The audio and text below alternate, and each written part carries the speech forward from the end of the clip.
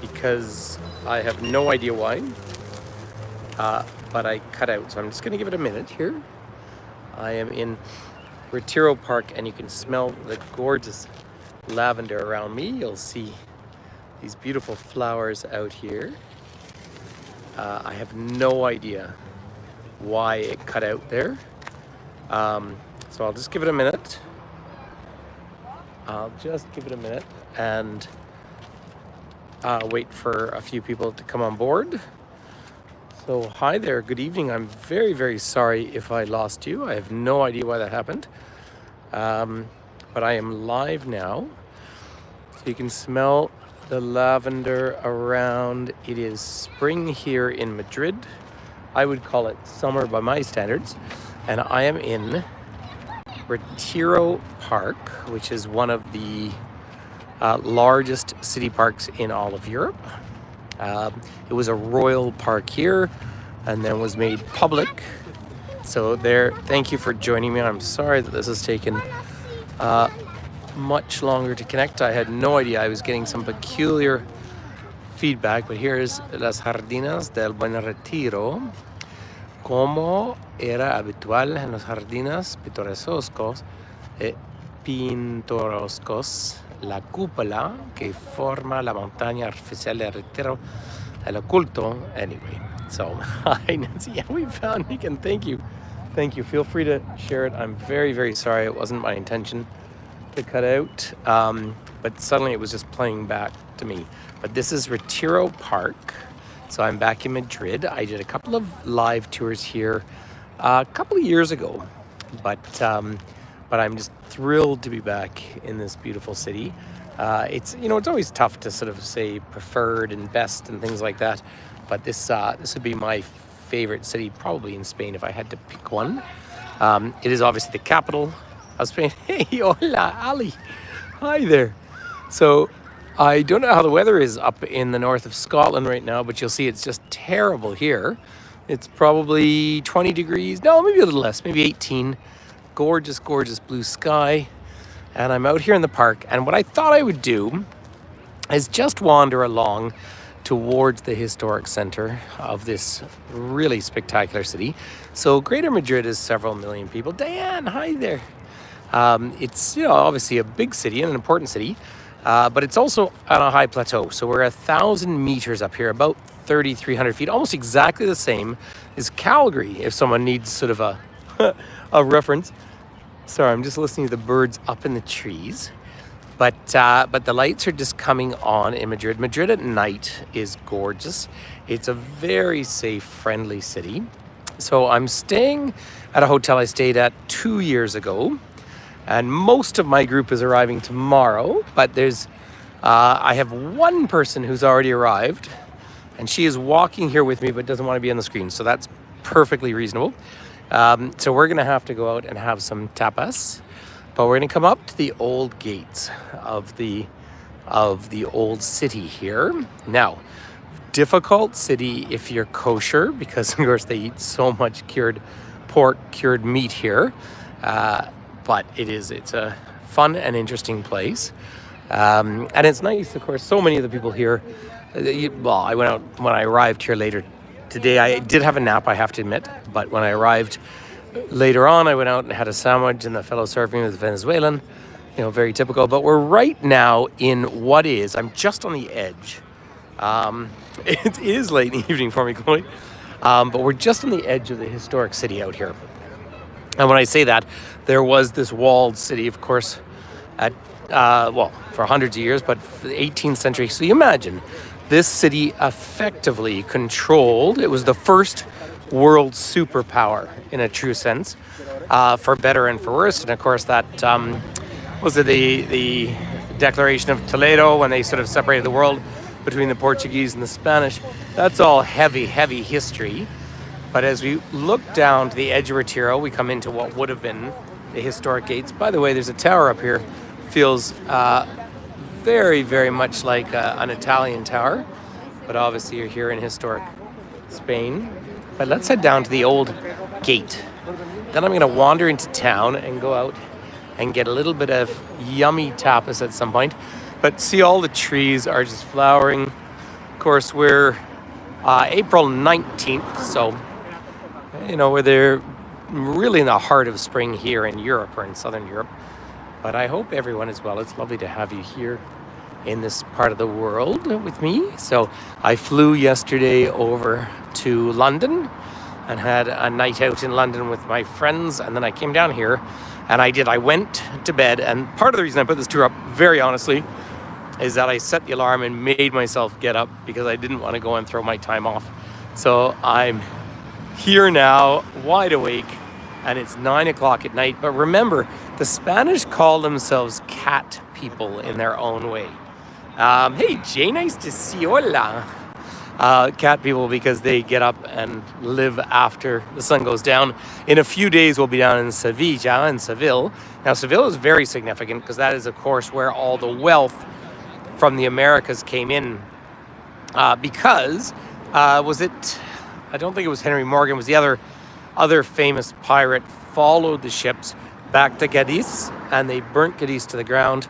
And then then that's why the Spanish then had their galleons come all the way up to Seville, and that was the wealth, of course, that was plundered, pillaged from the Americas. So if you look across at King, I believe that's Carlos over there, but when we get up to this region, we're coming up to this gate, and this is really what I want to share with everyone tonight. We come up to this gate, and this is going back to King Philip. Now, we always think of course, the Spanish presence in Turtle Island and the Americas, North and South America, really from what is California all the way down to, do I have a favorite? I do have a favorite tapas. Nancy, let me answer that question, but I'll just finish this thought. So the mass of that whole Spanish kingdom, but of course the wealth was all the wealth that was being extracted principally from Potosí in Bolivia, what Bolivia today, but the viceroyalty of Peru. That was the whole kind of structure of it. But remember, there was one other area that the Spanish controlled, a whole series of islands over in what one calls Asia today. And you might wonder what king was in charge when they went and colonized those islands.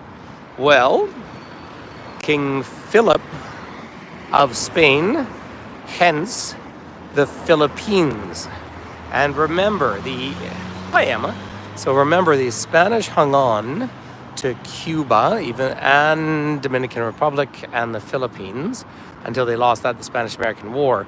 But really, the collapse of Spain, or the collapse of the Spanish Empire, was all built around the fact that Napoleon invaded Spain, and that's when really the criollos, the native-born elite in the Americas, took over. So much of the wealth of this city, and I really genuinely like Madrid. I think it's just a fabulous city. It's a very livable city. In fact, if I had to live in Europe, this would maybe be the city I would live in. But all of these fabulous buildings all go back to that wealth extracted from the Americas, of course. Now, Nancy's question, favorite tapas? Yes. So my favorite tapas, although I'm not in the right place for it here, are boquerones. Boquerones are anchovies in white vinegar. So they're not the salty anchovies. They're preserved, and a boqueron, to me, is just one of the yummiest things you can ever eat. So I'm also a huge fan of chorizo. Chorizo, of course, Spanish sausage. But there's many different ways to do it. But the chorizo in red wine sauce, in vino tinto, where they preserve it, is my favorite sort of thing. Look at this gorgeous church, and unfortunately, I cannot tell you the name of it, but there's the metro across the way, the Retiro Metro. But look at that, beautiful. I mean, obviously, we're in Spain here, which is the heart and soul of Catholic colonial Europe. Can everyone just hit the hearts or the likes or something, just so I know everyone's here? Because I'm not actually seeing much coming out, but, oh, there we are. Thanks. Yeah, the light is just spectacular. So yeah, I'm walking, well, I guess I must be by function of the light, I must be walking a little southwest at the moment. But there's the famous gate. Thanks, everyone. Nice to see you're all here. But this gate goes back to the 1780s. So this is where the historic capital would have been. You will notice this whole walk, I've actually been walking right along the edge of this park. So this is how massive the park is. The park does have, in its own way, a very French feel or flair to it. In fact, it might be fun. Oh, I was just going to show you a map of it. This park is considered a UNESCO World Heritage Park down through here.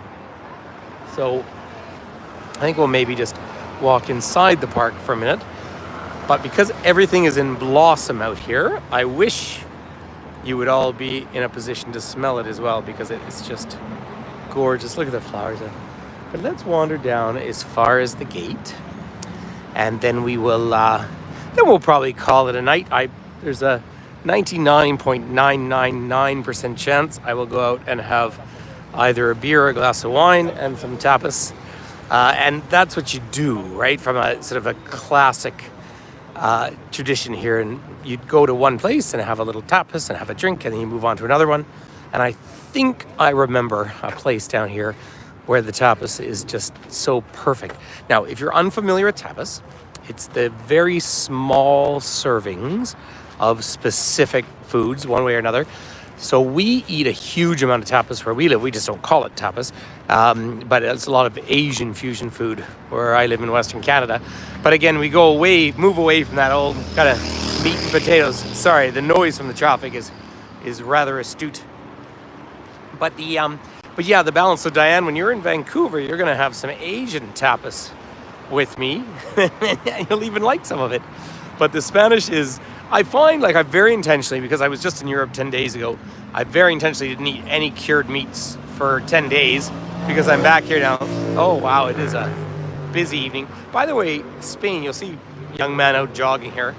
Very healthy country. They have an evidence-based medical system here, which is one of the best. Interesting enough, they do some of the best medical research in the world here in Spain. And it's a very healthy environment. And we say that in a funny way, because historically, this was the country I remember.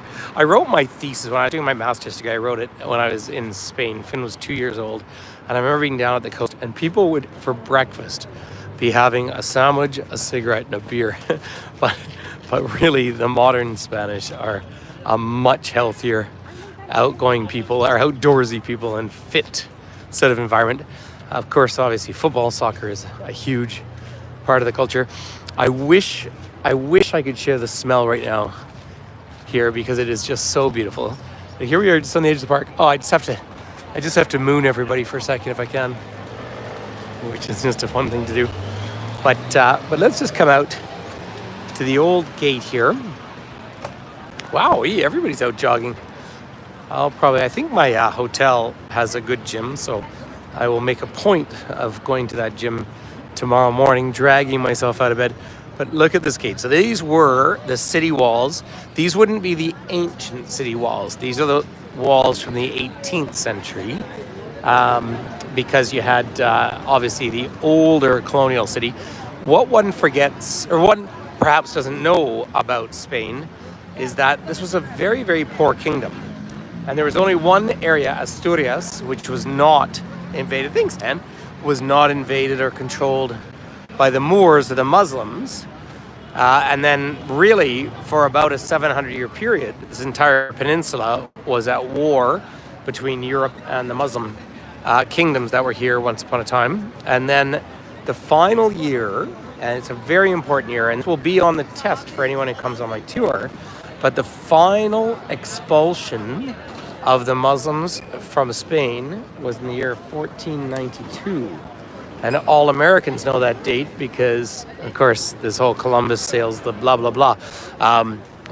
Columbus was not a good person, by the way. Hey, Mary Lou. And so that was the point at which Spain then reaches out and connects with Turtle Island, or the Americas as it's called, or the so-called New World. And that's where they start extracting an enormous amount of wealth. I mean, more wealth than the world had ever seen. And all that wealth was coming out of Bolivia, out of Potosí, principally. I shouldn't say all of it, but principally. And Tenochtitlan, which, of course, is Mexico City. And that's where all these buildings in mighty Madrid actually come from. Of course, Cindy, I do tests on my tours. You have to get the test right, or you're not allowed to come on another tour. So that's the rule. But you know what? On all my tours, it's a balance between having a great time, appreciating where you go, but also learning. And One of the just fundamentals of To Me Travel is a deep sense of human rights and a deep sense of equality. And it really, like, jokes aside, it's very, very important to me. But no, you don't have to remember everything. But these are places, it's interesting. I haven't been here for 2 years. I come out of the hotel and I walk straight here because I just know it's here. There is a fountain down the road which has Columbus on it. And of course, we'll be in Seville. And I am going to do absolutely everything I'm going to do everything in my power to do another tour in Seville when I'm there. And of course, that's where Columbus, by the way, another interesting point about Christopher Columbus is we've always said he was Genoese. There's a very reasonable argument that he was actually Portuguese from Madeira. So that's just an interesting conversation that's happening as well. So head over the street here, and then I am going to pack it in and get a little tapas with my friend here. And I'm going to cross the street against the rules. By the way, when you come to Madrid, take taxis anytime you want. They're safe and they're not that expensive. However, it's been very interesting to see since I was here last time. Prices have nearly doubled here. I actually thought my hotel contracts on this tour were expensive, and I think I've gotten a fabulous deal from the agency, but I'm stunned how expensive everything in Madrid has become. But then that's inflation around the world, so that's kind of just a reality. So there we are, ladies and gentlemen. I just wanted to do a nice little live with everyone, and I just wanted to say hi. Sorry, there's lots of people on the streets here, so you can see I'm looking a little tired, but I'm doing my best to be wide awake. And I'll just turn around and let you see this gate behind me here. So thank you for connecting. Feel free to share this with everyone you know. Chloe, good question. Is it more expensive than Rome? I haven't been here long enough to say that, to be honest. I expect it won't be, but so dapper. Yeah, look at me. I'm all very stylish. Well, of course, estoy aquí. El próximo tour que voy a hacer lo hago en español, porque necesito compartir el español con todo el mundo acá también. Pero yo hablo como sudamericano, so I speak with a South American accent. Well, I have kind of a cross between Chilean and Peruvian, but I do want to say peace and love to everyone. I'm here with my friend who's arrived, and I have one more person arriving tonight. Everyone else is arriving tomorrow, but stay tuned for lots of live tours. Please hit the likes and shares and do all that kind of thing, because that's what we're meant to do. But keep in touch, everyone, and saludos desde Madrid. I will tomorrow, I can't promise, day after tomorrow, the group is having a city tour, and then I will probably do a live because I'll have the afternoon free, so I might as well take you down into the historic center. So you have a lovely evening too. Thank you for connecting, everyone. Big hugs, and hugs to all my friends back home, and it's nice to be back here in Spain, in Madrid. Okay, saludos, un abrazo a todos. Ciao.